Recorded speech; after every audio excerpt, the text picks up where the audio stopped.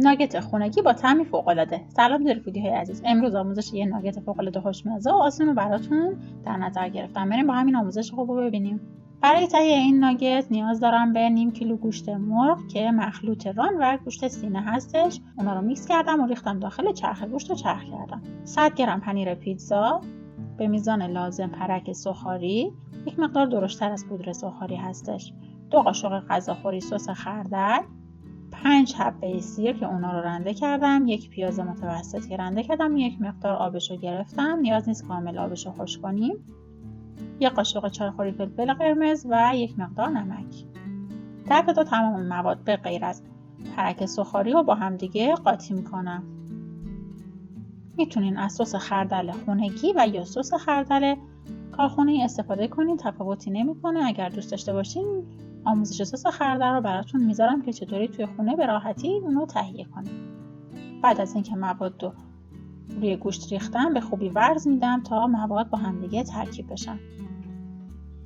بعد از اینکه به خوبی مواد رو با هم دیگه ترکیب کردم، پرک سوخاری رو توی یک ظرفی سینی میریزم، 1 مقدار از خمیرمون برمیدارم و روی پرک سوخاری اونو پهن میکنم. سعی کنین ارتفاع خمیرتون کمتر از 1 سانتی متر نباشه. بعد از اینکه خمیر رو پهن کردم، پرک سوخاری رو روی خمیر هم میریزم و کامل همه قسمت‌های خمیر رو با پرک سوخاری میپوشونم. بعد از اون با یک کاتر کات میزنم و هر شکلی که دوست دارین میتونین بدون کاتر هم انجام بدین که خیلی راحت تره.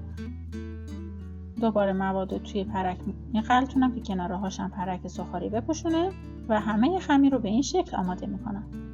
بعد از اینکه کل موادم قالب زدم به این شکل در اومد، من یک تعدادش رو قالب زدم و یک تعدادش رو با دست درست کردم. خمیر رو ابتدا توی دستتون گلوله میکنین، بعد با دستتون با انگشت دستتون روش فشار میارین تا باز بشه و توی پرک سوخاری میغلطونین. اینا رو من با قالب زدم و بقیه‌اش رو با دستم به همین روشی که بهتون گفتم انجام دادم. بعد از اینکه تمام مواد رو قالب زدم و شکل دادم، اونا رو به مدت 1 ساعت داخل یخچال میذارم تا خودش رو بگیره، بعد سرخ میکنم. یا هم میتونین اونا رو داخل فریزر بذارین و برای زمانی که نیاز دارین اونا رو در بیارین و سرخ کنین.